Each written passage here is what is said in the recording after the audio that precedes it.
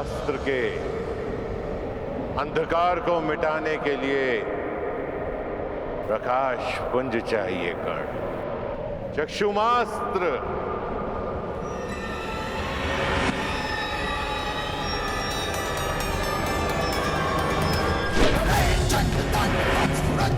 दिवाकरं कोटिवन्नितापनं विभुं अखण्ड विक्रमं विभुं अखण्ड विक्रमं विभुं अखण्ड विक्रमं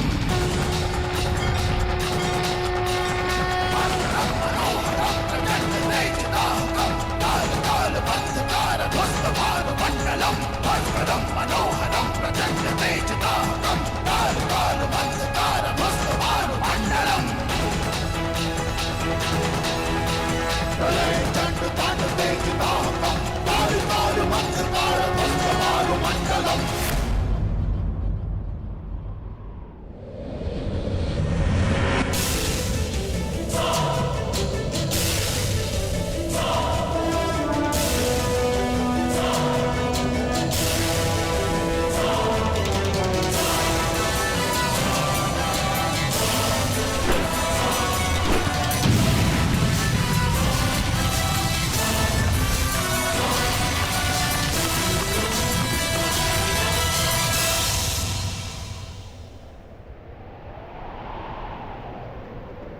मेरे अस्त्रों को निष्क्रिय करने वाला मनुष्य ये है कौन?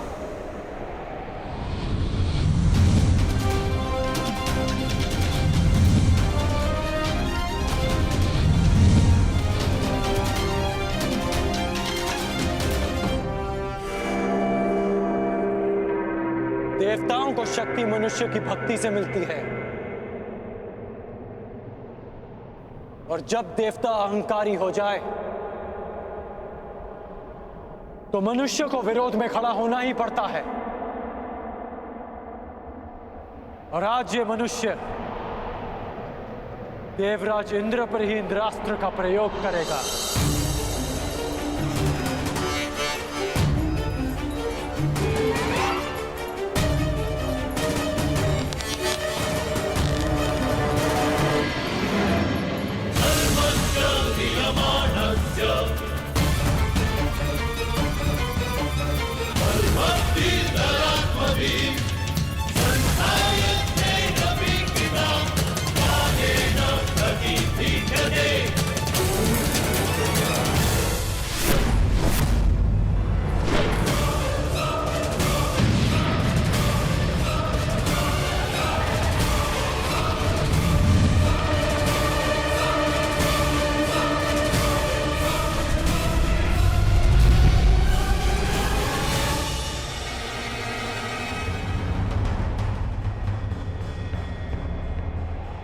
मूर्ख! तुमने इंद्रास्त्र का प्रयोग स्वयं इंद्र पे किया। क्या तुम्हें स्मरण नहीं है कि मुझे अमरत्व मिला हुआ है, कि देव मर नहीं सकते? सुना तो मैंने भी है कि देव अमर होते हैं, तो सोचा क्यों ना आज इस कहानी की परीक्षा कर लें। आप अमर हैं इंद्र, मर नहीं सकते,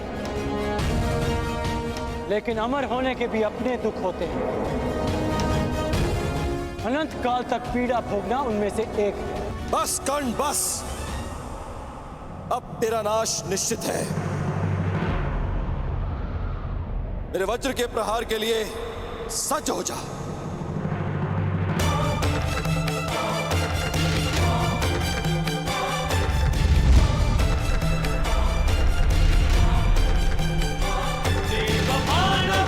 युद्धं कर्णस्य च महेन्द्रस्य च दृष्टमिदं किञ्चित् तथेनापि कुत्रचित्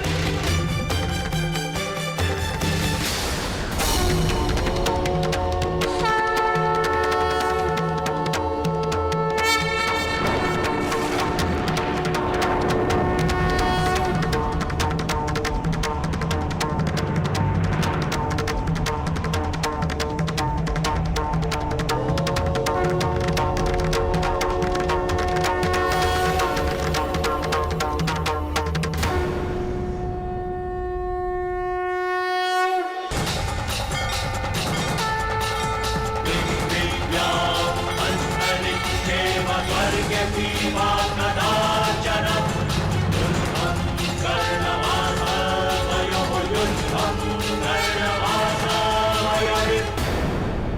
पराक्रमेकं शाम्भवस्त्र मात्रं निरहं निरकारं ओंकारवेद्यं यथोदयप्रकार्यं विश्वं महादेव शिव शंभू का दिव्य अस्त्र नहीं, मैं इस पर वज्र से प्रहार कर कर महादेव को रुष्ट नहीं कर सकता।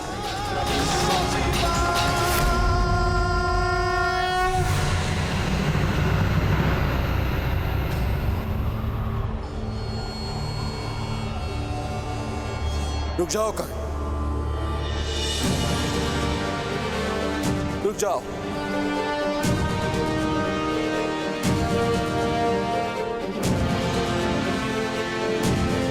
मैं अपनी पराजय स्वीकार करता हूं।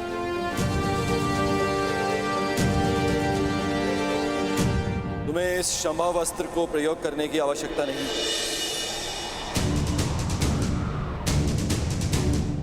गंगा पुत्र भीष्म और आचार्य द्रोण के अतिरिक्त मैंने किसी धनुर्धारी में इतनी मेधा नहीं देखी, इतना बल नहीं देखा।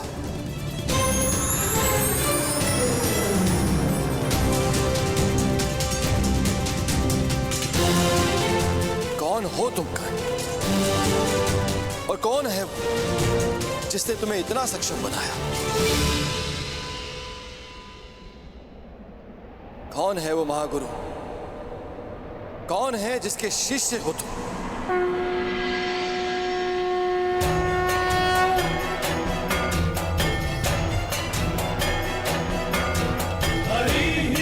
भाई जिसने गंगा पुत्र भीष्म और द्रोण को शिक्षा दी थी।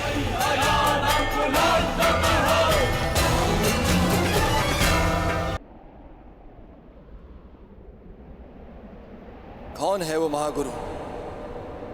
कौन है जिसके शिष्य हो तुम?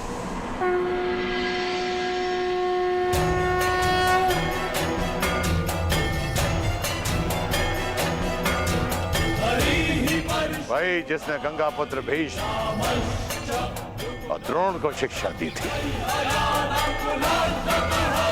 प्रभु परशुराम आप? कर्ण, तुमने बताया क्यों नहीं कि तुम प्रभु परशुराम के शिष्य हो? क्योंकि आपके अहंकार ने आपको यह प्रश्न पूछने ही नहीं दिया। प्रभु, मैं अपनी इस उदंडता के लिए क्षमा चाहता हूं।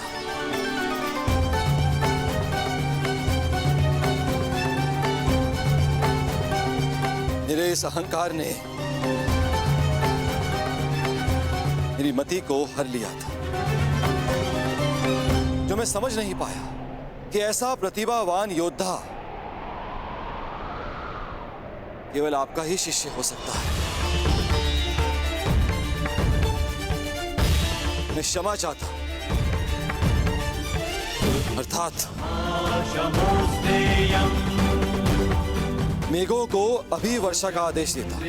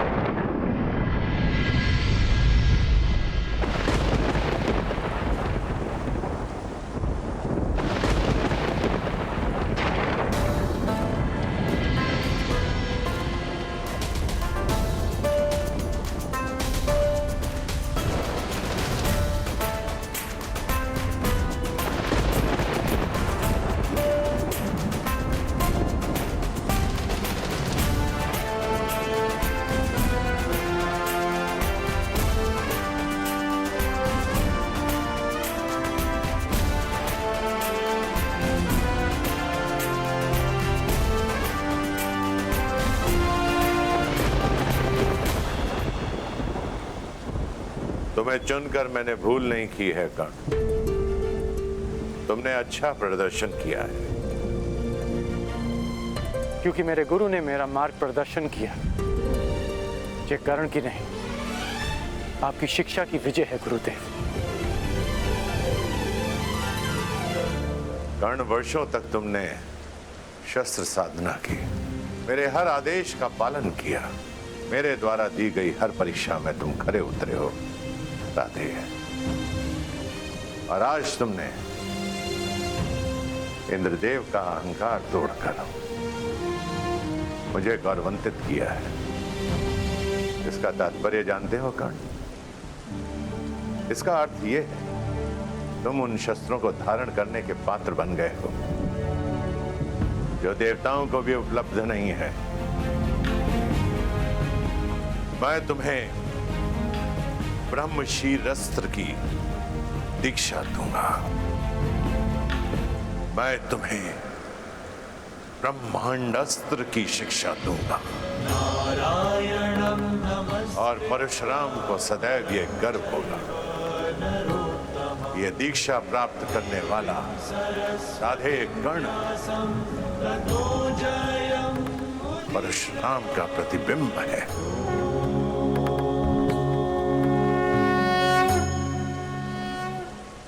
क्षत्रियों के गुणों से युक्त ये ब्राह्मण शिष्य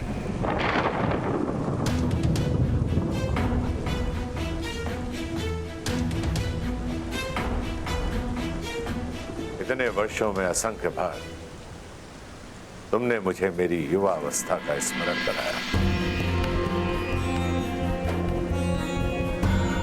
और आज इन मेधों को,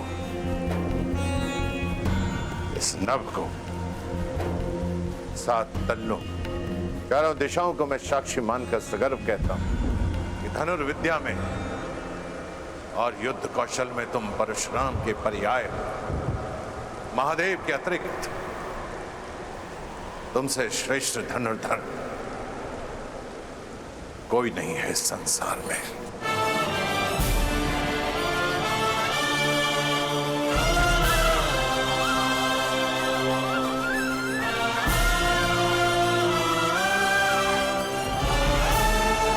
चिरायु भव कर्ण।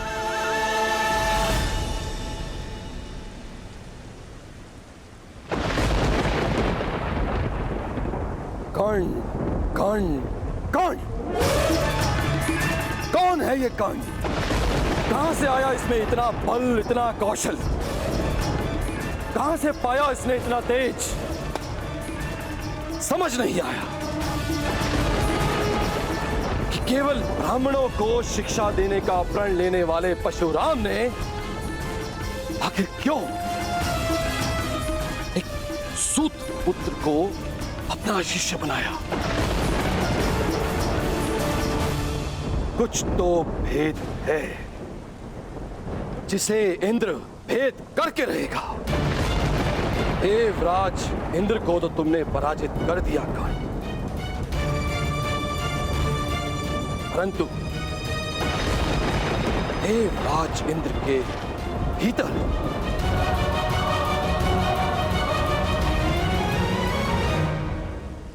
तुमने अपने महाशत्रु को भी जन्म दे दिया। तुम्हारे विनाश तक तुम्हारा पीछा नहीं छोड़ूंगा कर्ण।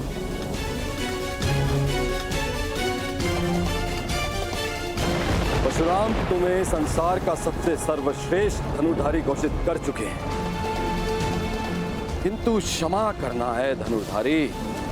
मैं इंद्र ऐसा कभी होने नहीं दूंगा, कदापि नहीं। इस संसार का सबसे सर्वश्रेष्ठ, सबसे महान धनुर्धारी केवल वही होगा जिसमें देवराज इंद्र का बल होगा। देवराज इंद्र के वज्र का तेज,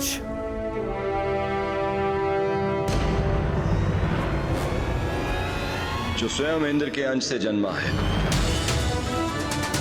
सबसे बड़ा, सबसे उत्तम, सबसे सर्वश्रेष्ठ धनुर्धर बनेगा हस्तिनापुर में शिक्षा ले रहा अर्जुन, जिसने इंद्र का आशीर्वाद अर्जित किया है, वो अर्जुन।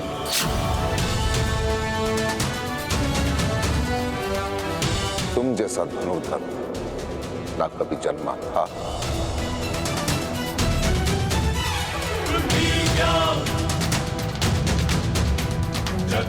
ना जन्मा है और ना ही कभी जन्मेगा अर्जुन।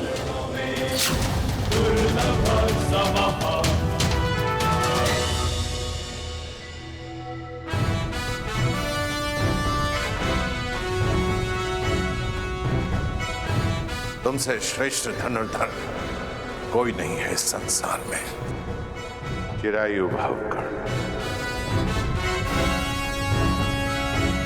इस संसार का सबसे सर्वश्रेष्ठ, सबसे महान धनुर्धारी केवल वही होगा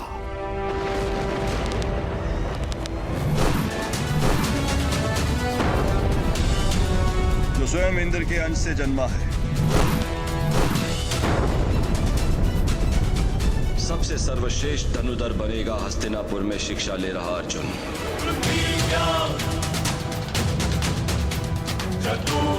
जिसने इंद्र का आशीर्वाद अर्जित किया है वो अर्जुन।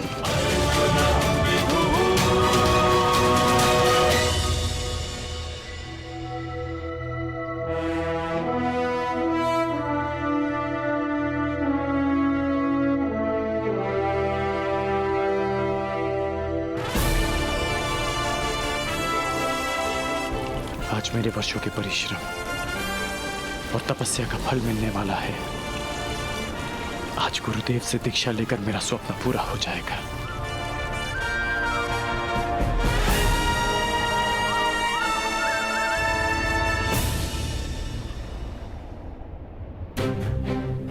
मैं कर्ण हूं, हस्तिनापुर का ब्राह्मण। धनुर्बल प्राप्त करने के लिए मैंने आपसे अपना परिचय छिपाया। ये छल मैंने अपने लोगों की रक्षा के लिए किया। क्षमा करना गुरुदेव।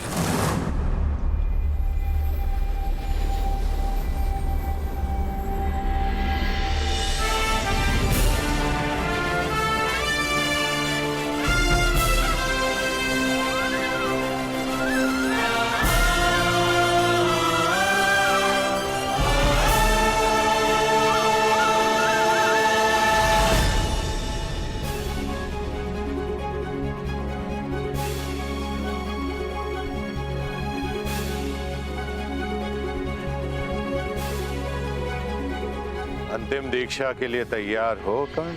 प्रस्तुत हो गुरुदेव। वत्स, इस संपूर्ण ब्रह्मांड की रचना ब्रह्मदेव ने की है और उनसे बड़ा संहारक कोई नहीं हो सकता है।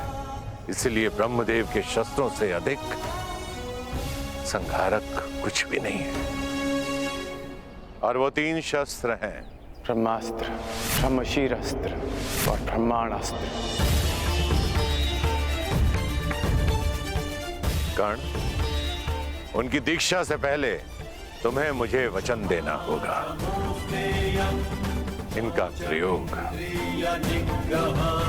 तुम उत्तरदायित्व के साथ करोगे,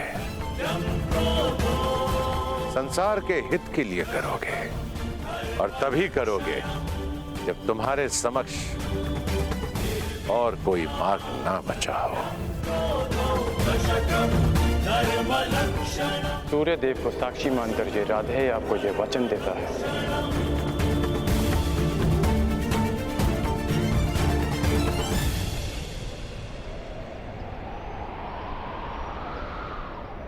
इन शस्त्रों को प्राप्त करने के पश्चात इस धरती पर किसी भी जाति का कोई योद्धा तुम्हें पराजित नहीं कर पाएगा।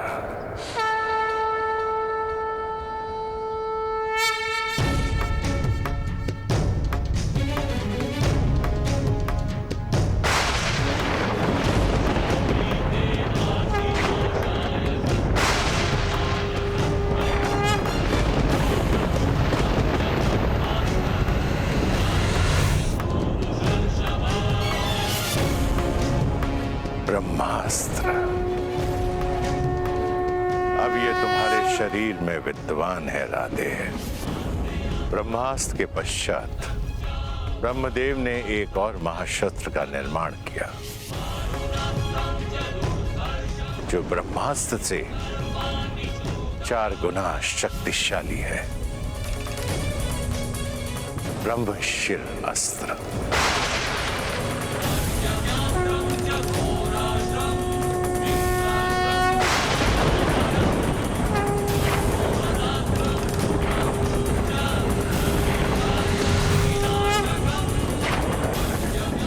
और अंत में ब्रह्मदेव ने एक और शस्त्र बनाया जिसका अनुसंधान पूरे ब्रह्मांड को पलक झपकते ही संपूर्ण सृष्टि को नष्ट कर देगा।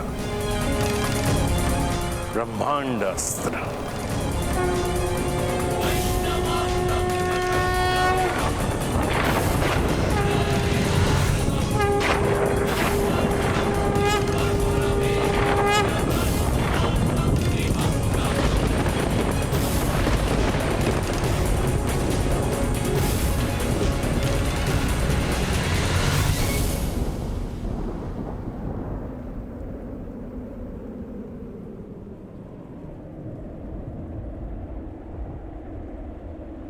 गुरुदेव, मुझे इन शस्त्रों के अनुसंधान विधि का वो मंत्र जानना है जिसके प्रयोग से मैं इन दिव्य अस्त्रों का आह्वान कर सकूं। मुझे तुमसे यही आशा थी कर्ण। जब भी तुम्हें इन शस्त्रों का आह्वान करना हो, ध्यान स्थिर करना, इस क्षण का स्मरण करना। ये दिव्य शस्त्र स्वयं तुम्हारे उपयोग के लिए प्रस्तुत हो जाएंगे।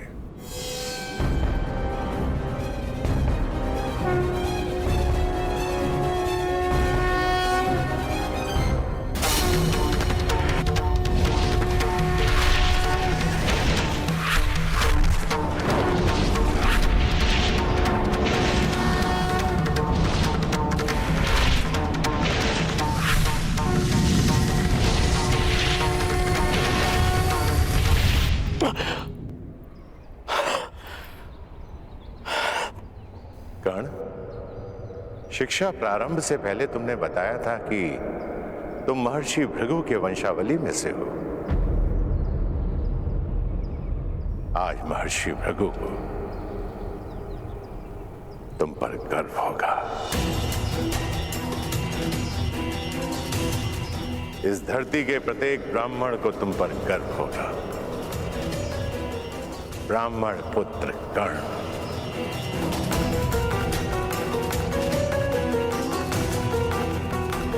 और तुम्हारे इस गुरु को सदैव गर्व रहेगा कि उसे दीक्षा के लिए तुम्हारे जैसा ब्राह्मण पुत्र मिला।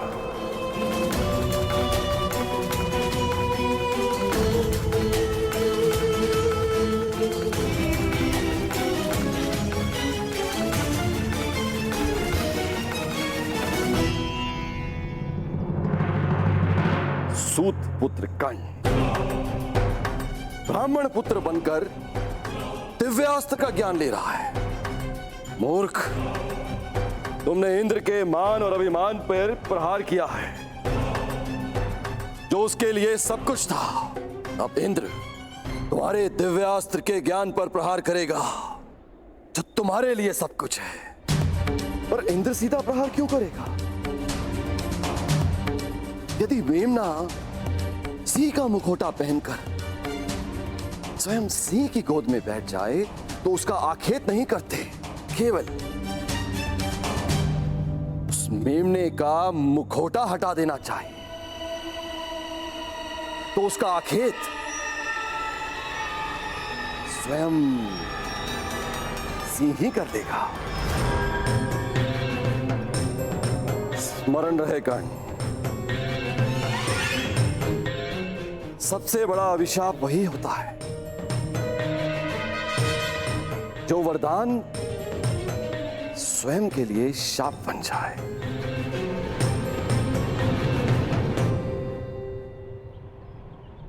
आज मुझे ऐसा प्रतीत हो रहा है कि मैं मुक्त हो गया हूं। एक विचित्र दिव्य संतोष है मेरे मन में।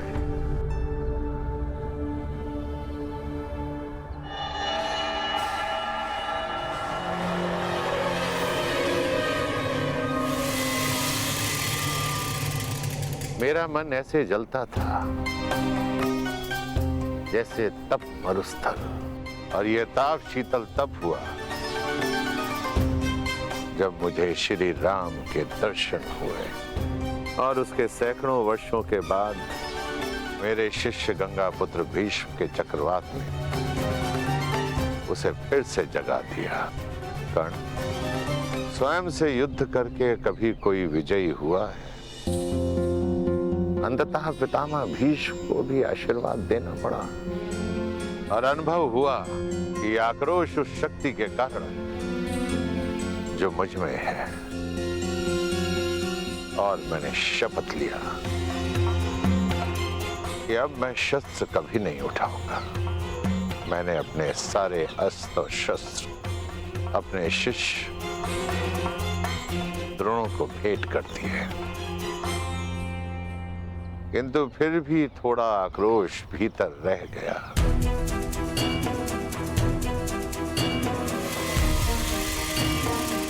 फिर तुम आए कर्ण, क्षत्रियों के तेज से युक्त ब्राह्मण कुमार। संसार में यदि तुम्हारी तुलना किसी से की जा सकती है तो वो स्वयं परशुराम से की जा सकती है। इसलिए मैंने तुम्हें अपने आप को समर्पित कर दिया,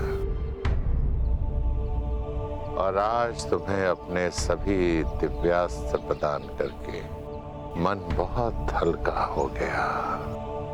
चिरायु भव ब्राह्मण कुमार, तुम मेरा नाम तीनों लोकों में अमर करोगे।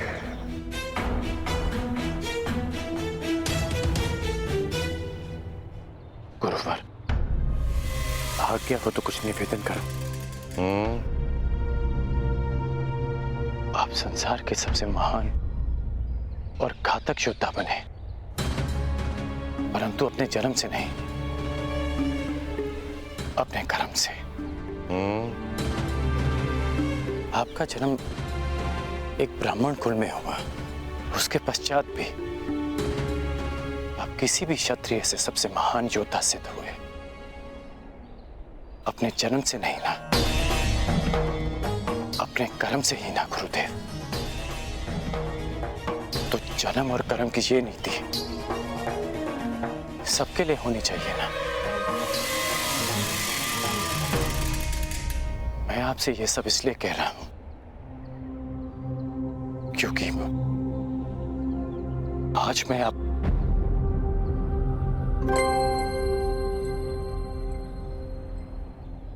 गुरुवर,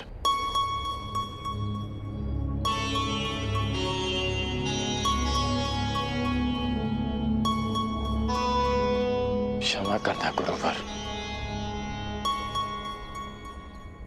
अपने राधे को क्षमा करना।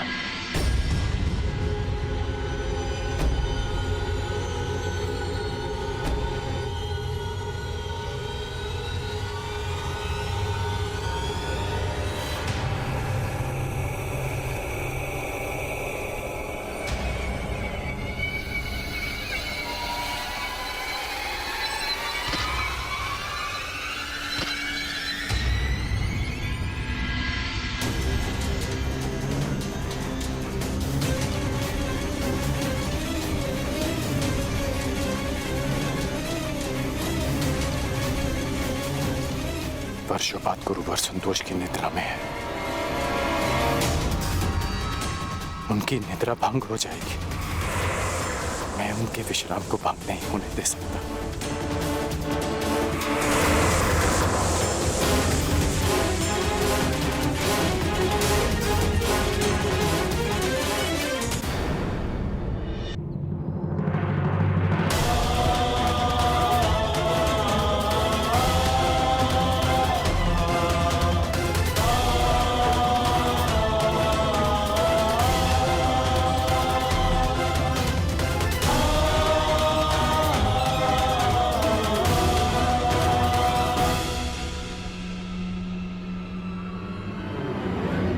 ये रक्त कहां से रिस रहा है?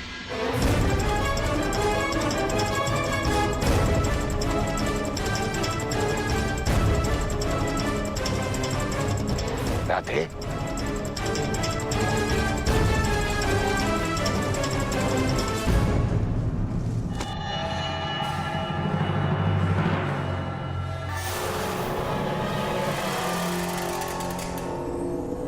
इतने डंक से तुमने? तुम इस कीड़े को यहां से हटा भी सकते थे, इसे मृत्यु का द्वार भी दिखा सकते थे। अपने गुरु के विश्राम के लिए ये राधे कितना भी रक्त बहा सकता है, कितनी भी पीड़ा सह सकता है गुरुदेव। अपने गुरु की निद्रा के लिए इतना बड़ा त्याग, अपने प्राणों की भी चिंता किए बिना इतना विष सहा तुमने मुझे महाक्षत्रिय राजा शिवी का स्मरण करा दिया, जिसने एक कबूतर की रक्षा करने के लिए अपने हाथों से अपने शरीर का मांस काटा।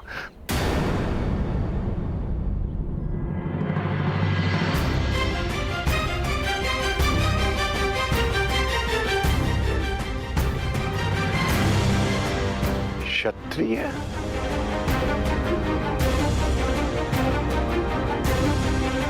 कौन हो तुम राधे? कौन हो?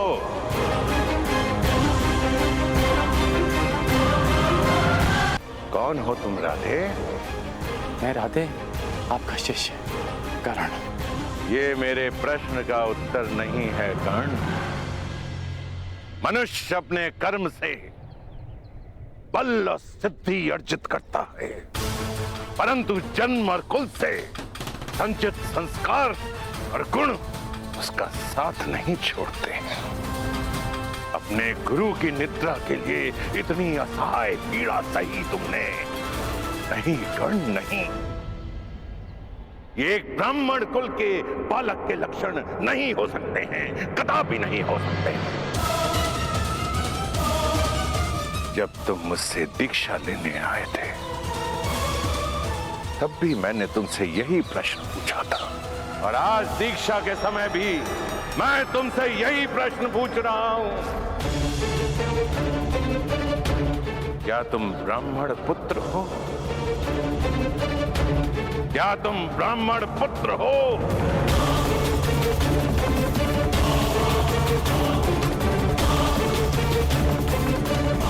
नहीं गुरुदेव,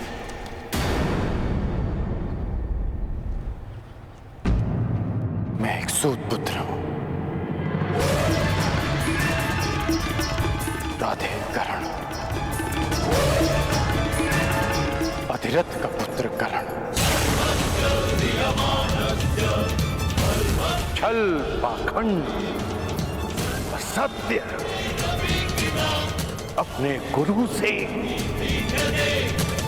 मैंने तुम्हें सच्चे मन से शिक्षा दी और तुमने अपने गुरु के साथ झूठ बोला, अपने गुरु के साथ छलावा। क्योंकि मुझे शस्त्र बल चाहिए था गुरुदेव, क्योंकि अपना परिचय छिपाने के छल के अतिरिक्त मेरे पास और कोई हल नहीं था। क्योंकि कोई भी गुरु एक सूत पुत्र को धनुर्विद्या नहीं देना चाहता था, और आप भी ब्राह्मणों के अतिरिक्त किसी और को शिक्षा नहीं देते। गुरुवर, आपके अधीन वर्षों शिक्षा ली मैंने। आप ही बताइए कि क्या इस कर्ण ने आपकी किसी भी आज्ञा का उल्लंघन किया? क्या ये अधिरथ पुत्र अपने गुरु की किसी भी परीक्षा में असफल हुआ? सफल हो या असफल, छल छल होता है कर्ण। और तुमने शिक्षा ग्रहण नहीं की, चोरी की है तुमने। तुम्हें इस अपराध का दंड मिलेगा।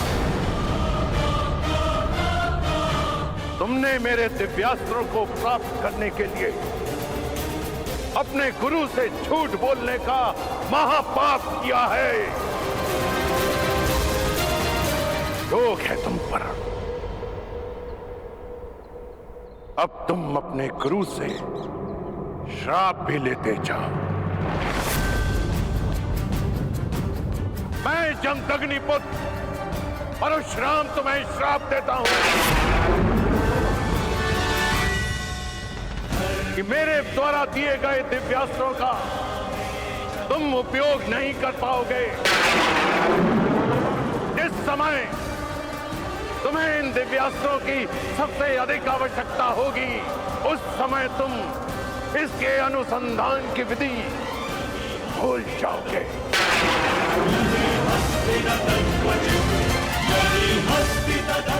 मेरे द्वारा दिए गए दिव्यास्त्रों का आवाहन नहीं कर पाओगे। ये मेरा श्राप है।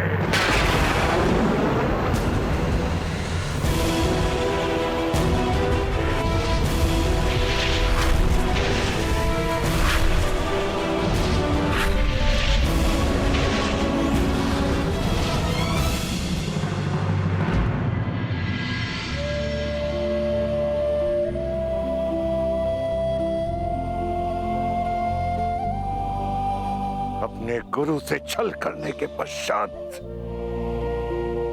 तुम अपने गुरु से दृष्टि मिलाने का साहस कर रहे हो।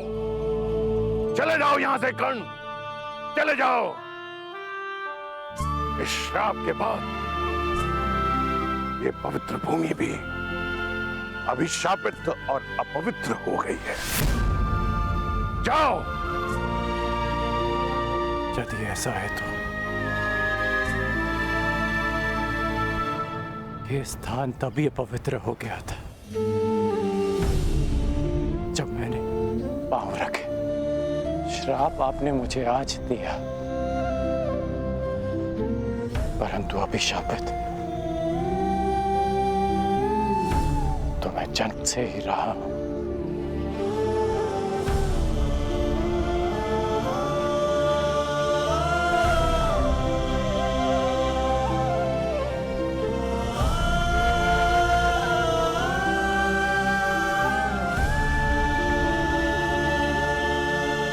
मुझे कोई खेद नहीं कि मेरा जन्म एक सूत कुल में हुआ है।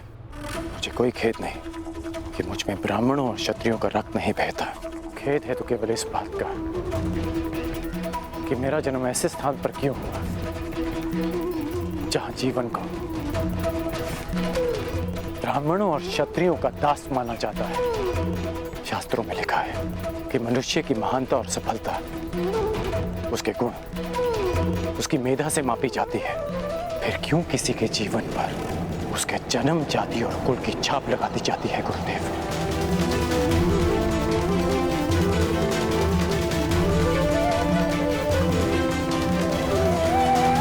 मनुष्य की महानता और सफलता उसके गुण, उसकी मेधा से मापी जाती है। फिर क्यों किसी के जीवन पर उसके जन्म, जाति और कुल की छाप लगा दी जाती है गुरुदेव? जब विश्वामित्र राजकुल में जन्म लेकर ब्रह्म ऋषि बन सकते हैं, जब आचार्य द्रोण ब्राह्मण कुल के होकर क्षत्रियों को ललकार सकते हैं, जब मेरे महान गुरु परशुराम एक ब्राह्मण होकर शस्त्र धारण कर सकते हैं,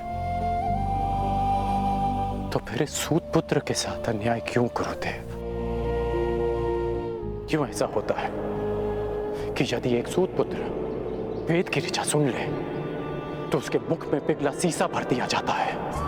क्यों किसी शूद्र को शिक्षा के अधिकार से वंचित रखा जाता है? क्यों मेरे भाई शोण को मार दिया गया था? क्योंकि उसने वेद पाठ करने का दुस्साहस किया। क्यों एक क्षत्रिय की उदंडता को उसका साहस माना जाता है और एक सूत की वीरता को उसका दुस्साहस? क्यों गुरुदेव? क्यों क्यों क्यों क्यों क्यों? जिन ब्रह्मदेव के दिव्यास्त्र आपने मुझे सौंपे, उन्होंने सृष्टि की रचना में क्या कोई भेदभाव किया? जन्म से लेके अभी शरण में आने तक सदैव अपमान सा आपके चरणों में आया तो लगा कि हाँ, मुझ में भी प्राण है। आपकी छत्रो छाया से वंचित नहीं होना चाहता था गुरुदेव। ये कर्ण सम्मान से जीवन जीने का अधिकार चाहता था, इसलिए जीवन में पहली बार असत्य कहा। परंतु आपके प्रति मेरी श्रद्धा, मेरी शिक्षा के प्रति मेरी निष्ठा और मेरे कर्म के प्रति मेरी आस्था में किंचित भी असत्य नहीं है गुरुदेव। आपके इस शिष्य ने आपकी हर शिक्षा, हर परीक्षा को ईश्वर का प्रसाद मानकर ग्रहण किया और आज ये राधे सगर्व आपका श्राप भी स्वीकार करता है। किंतु इतना निवेदन अवश्य करूंगा कि मेरा सूत पुत्र होना मेरे अधिकार में नहीं था। इतना अवश्य कहूंगा कि आपने मुझे उस भूल के लिए श्राप दिया जिस पर मेरा कोई वश नहीं था गुरुदेव। तुम्हारा तुम्हारे जन्म पर वश नहीं था, मैं जानता हूं, परंतु तुम्हारा वश कर्म पे तो था और तुम्हें श्राप तुम्हारे असत्य बोलने के कर्म के कारण मिला है। नहीं गुरुदेव, एक सूत पुत्र को श्राप मिला क्योंकि उसका जन्म ब्राह्मण कुल में नहीं हुआ, क्योंकि एक सूत होने के पश्चात भी उसने सम्मान से जीवन जीना चाहा, अपना अस्तित्व बनाना चाहा, इसलिए एक सूत पुत्र को श्राप मिला। अपने गुरु से सत्य ना बोलने की भूल तुमसे हुई है कर्ण, और एक गुरु ने अपने शिष्य का सत्य जाने बिना उसे श्राप दे दिया। ये भूल परशुराम कर बैठा।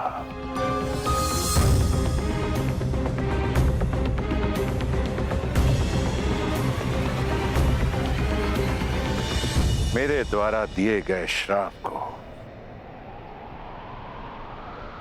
मैं वापस तो नहीं ले सकता हूं कर्ण, परंतु उसके प्रभाव को कम करने का प्रयत्न अवश्य करूंगा। आज से तुम्हारे बाणों में ऐसा तेज होगा जो तुम्हें मेरे अन्य शिष्यों से भिन्न करेगा।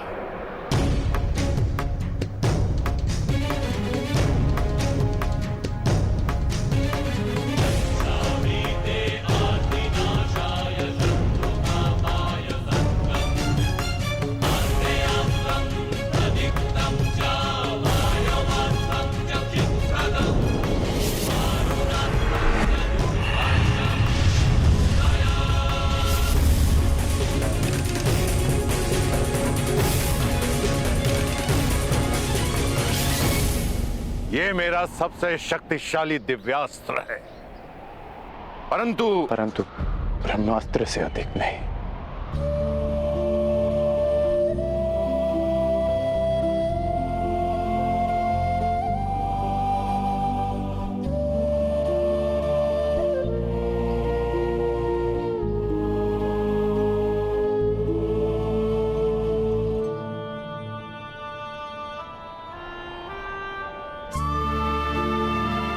गुरु दक्षिणा मांगिए गुरुदेव।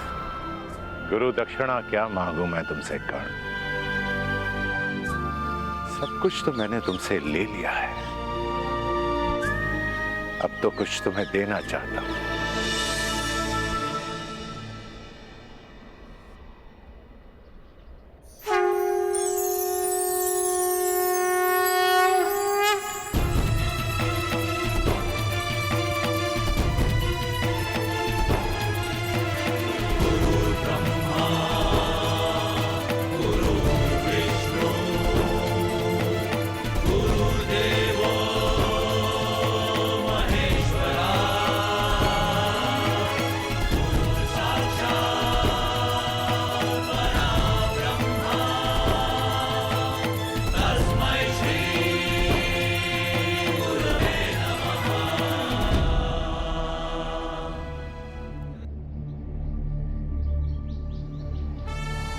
ये मेरा दिव्य धनुष है विजय। जब तक ये धनुष तुम्हारे हाथों में रहेगा, संसार का कोई भी योद्धा तुम्हें पराजित नहीं कर पाएगा। कर्ण, जाओ पुत्र, जाओ, इस अभिशापित जीवन को स्वीकार करो। जन्म की पीड़ा और शाप का ताप सहकर भी तुम संसार के आकाश में सूर्य की भांति चमको।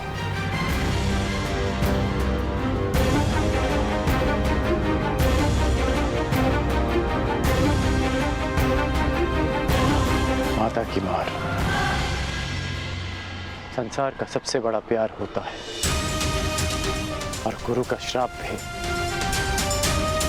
महादेव के प्रसाद से कम नहीं। और आपका ये श्राप, ये राधेकरण अमृत समझकर स्वीकार करेगा। इतिहासकरण का नाम स्वयं में कैसे समाहित करेगा मैं नहीं जानता, लेकिन एक बात का वचन देता हूं कि आपको आपके इस शिष्य पर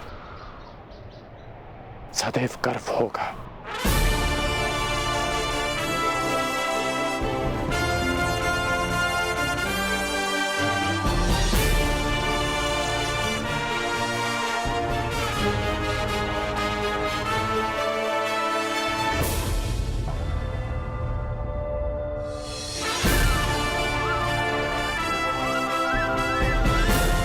आज से मेरा नया जीवन प्रारंभ होता है। दिव्यास्त्रधारी कर्ण, और मैं अभिशापित सूत पुत्र भी, मैं जिसे जीवन का अधिकार नहीं मिला, और मैं जो इस अधिकार के लिए अपनी अंतिम श्वास तक लड़ूंगा, मैं राधेकर्ण।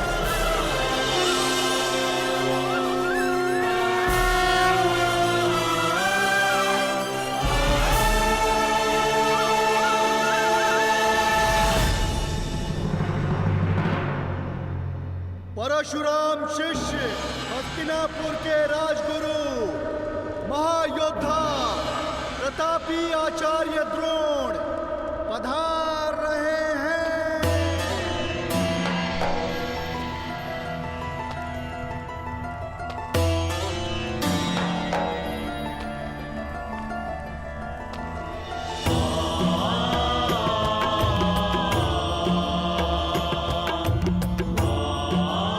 हस्तिनापुर नरेश महाराज धृतराष्ट्र की जय हो। आपके स्वर से लगता है कि रंगभूमि कुमारों के प्रदर्शन के लिए तैयार है। जी महाराज, 105 योद्धा हस्तिनापुर के आकाश में अपने शस्त्र बल का तेज फैलाने के लिए प्रस्तुत है।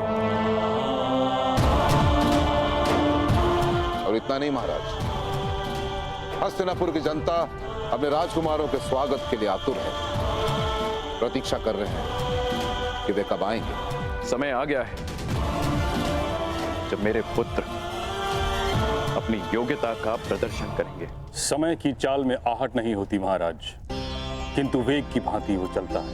कल की ही बात लगती है कि नन्हे कौरव और पांडव इसी महल के आंगन में उद्दंडता करते फिरते थे, और आज शक्ति का प्रदर्शन करने के लिए प्रस्तुत हैं। भाग्यशाली है भीष्म जो अपने पुत्रों का ये रूपांतरण देख सकता है। सौभाग्यशाली तो हस्तिनापुर है ताचरी, जिसे आपकी छत्र छाया मिली।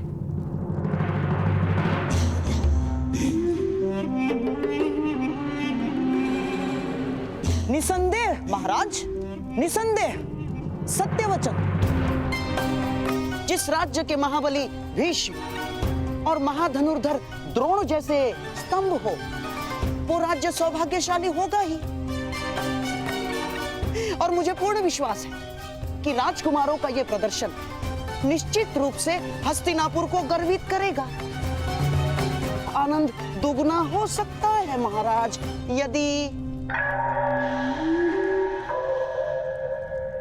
यदि क्या शकुरी? महाराज, चपल धनुर्धर वो है जो एक बाण से 2 लक्ष्य साधे, और चतुर राजनेता वो है जो एक ही आयोजन से 2 प्रयोजन सिद्ध करे। आपका तात्पर्य क्या है गंधार नरेश? यही कि क्यों न इस प्रदर्शन को एक मैत्रीपूर्ण प्रतियोगिता का रूप दे दिया जाए, और कल की रंगभूमि में जो विजेता होगा उसे क्यों ना युवराज घोषित कर दिया जाए महाराज।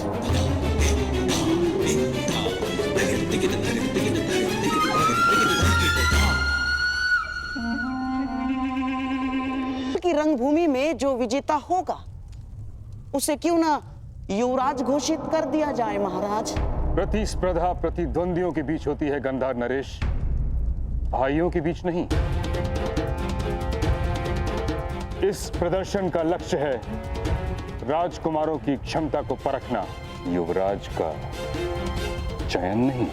मैं तो केवल एक सुझाव दे रहा था महामहिम, और यदि मैं भूल नहीं रहा, यदि मुझे विस्मरण नहीं हुआ है, तो स्वयं आपने ही महाराज को वचन दिया था। जिस दिन दोनों राजकुमारों ने सामर्थ्य और ज्ञान प्राप्त कर लिया, उस दिन होगी प्रतिस्पर्धा, और उनकी क्षमता के आधार पर हस्तिनापुर अपना नया राजा नियुक्त करेगा।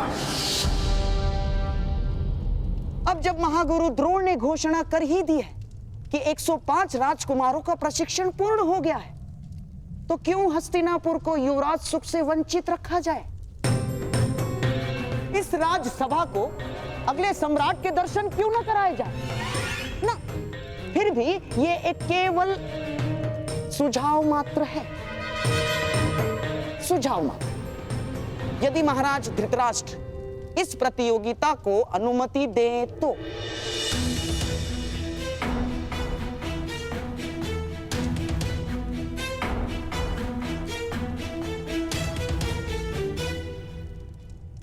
उचित कह रहे हो शकुनी। इस सुझाव पर विचार किया जा सकता है। निश्चित रूप से हस्तिनापुर को युवराज की आवश्यकता है। निश्चित रूप से युवराज की आवश्यकता है महाराज, किंतु चयन के लिए प्रतिस्पर्धा विकल्प नहीं। महामहिम का कथन सत्य है महाराज। इन 105 भाइयों को एक साथ मिलकर हस्तिनापुर की रक्षा करनी है। जो उत्तराधिकार के लिए एक दूसरे से लड़ बैठेंगे, वो मिलकर किसी देश की रक्षा कैसे करेंगे? यह असंभव है महाराज। ये रंगभूमि 105 भाइयों के कौशल का प्रदर्शन स्थल है, उत्तराधिकारियों के मध्य। इसे युद्ध क्षेत्र मत बनाए। यदि रंगभूमि के इस आयोजन से युवराज के चयन का प्रयोजन सिद्ध होता है, तो इसमें खोट क्या है आचार्य? खोट केवल इतना है गंधार नरेश कि कहीं भाइयों के बीच का खेल रक्त रंजित स्पर्धा में न बदल जाए। महामहिम भीष्म बिल्कुल ठीक कह रहे हैं आचार्य। वो क्षत्रिय कैसा जो युद्ध से भयभीत हो जाए, और वो राजकुमार कैसा जो अपने राज्य की रक्षा के लिए घाव खाने से पीछे हट जाए? और क्या गुरु द्रोण को अपने शिष्यों पर इतना भी विश्वास नहीं कि वे तनिक पीड़ा सह सकेंगे? और क्या महामहिम भीष्म को अपने कुल के रक्त की परीक्षा लेना क्या इतना कठिन प्रतीत हो रहा है? क्यों? जो गंगा पुत्र भीष्म अपने केवल वचन के लिए आजन्म ब्रह्मचारी रहे, जिन्होंने अपने दिए हुए वचन के लिए मृत्यु को स्वयं से आज तक दूर रखा, क्या ऐसे महामहिम महाबली गंगा और शांतनु पुत्र भीष्म हस्तिनापुर के सिंहासन को एक सशक्त, समर्थ, सक्षम और सुरक्षित हाथों में नहीं देखना चाहेंगे? मैं मानता हूं ताछरी कि राजकुमारों के लिए यह प्रतियोगिता बहुत कठिन होगी, परंतु मुझे आचार्य द्रोण की शिक्षा पर पूर्ण विश्वास है। विश्वास है कि सभी राजकुमार इस प्रतियोगिता को मैत्रीपूर्ण भाव से लेंगे। फिर सभी राजकुमारों को एक नियम से बांध दिया जाएगा। यदि किसी भी राजकुमार ने दूसरे राजकुमार का रक्त बहाया तो उसे अपात्र घोषित कर दिया जाएगा। इस नियम के प्रभाव से आपकी चिंता का हल भी निकल आएगा और हस्तिनापुर को उसका युवराज भी मिल जाएगा। कहिए ताचरी, क्या ये उचित नहीं? जैसी महाराज की अच्छा। तो फिर यह निश्चित रहा कि कल सभी राजकुमारों के बीच शक्ति प्रदर्शन होगा और मुझे पूर्ण विश्वास है कि विजेता वही होगा जो सर्वश्रेष्ठ होगा।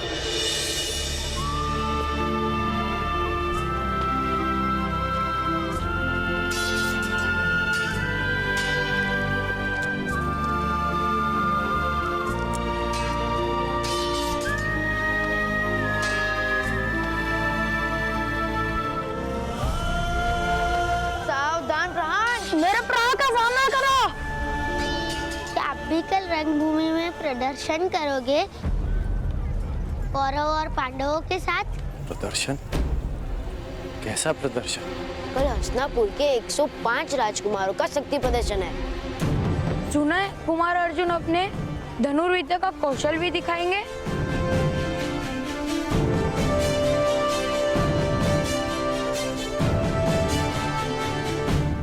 कल की प्रतियोगिता में कौन किसके साथ द्वंद्व करेगा, यह निश्चय आप करेंगे। प्रतियोगिता पक्षपात रहित होनी चाहिए महामहिम। आप आचार्य द्रोण पर संदेह कर रहे हैं गंधार नरेश? नहीं महामहिम, कदापि नहीं। मैं तो केवल मानवीय निर्बलता की बात कर रहा हूं।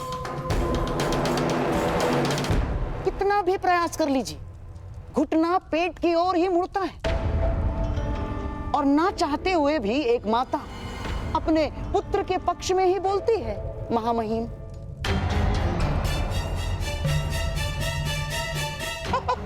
और महागुरु द्रोण का अर्जुन के प्रति प्रेम जगत विख्यात है। वो तो पहले ही घोषणा कर चुके हैं कि इस संसार का सर्वश्रेष्ठ योद्धा अर्जुन ही है। बस कीजिए गांधार नरेश शकुनी, आप द्रोण के न्याय भाव पर आक्षेप लगा रहे हैं जो उचित नहीं है। नहीं आचार्य, नहीं, मैं तो वो कह रहा हूं जो कल सारा हस्तिनापुर कहेगा। तो आप चाहते क्या हैं? मैं तो केवल महाराज को यह निवेदन करना चाहता हूं कि द्वंद्व के प्रतियोगियों का निर्णय कोई मनुष्य ना करे। तो फिर कौन करेगा शकुनी? वो जिसमें पक्षपात का भाव ना हो।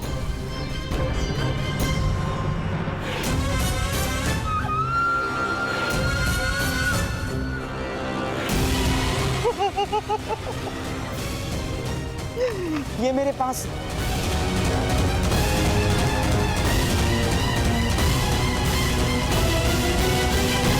मैं भी कल रंगभूमि में जाकर कौरवों और पांडवों के बीच अपना प्रदर्शन करूंगा और ऐसे ऐसे तलवारबाजी करूंगा।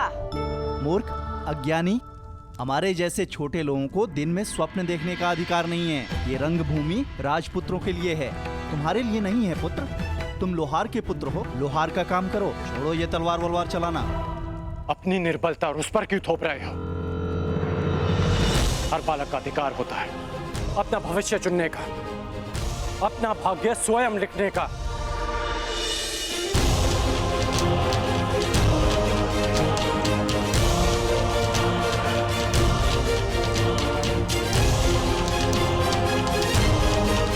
छोटे मित्र, कभी स्वप्न देखना मत छोड़ना और उसे पूरा करने का परिश्रम करना भी मत छोड़ना। कौन से देश से आए हो मित्र? मनुष्य का भाग्य उसके जन्म से ही निश्चित हो जाता है, यही नीति है। यदि यही नीति है तो इस नीति को बदल दूंगा मैं। हस्तिनापुर के मस्तक पर अपने बाणों की नोक से अपना भाग्य स्वयं लिखेगा ये राधेय।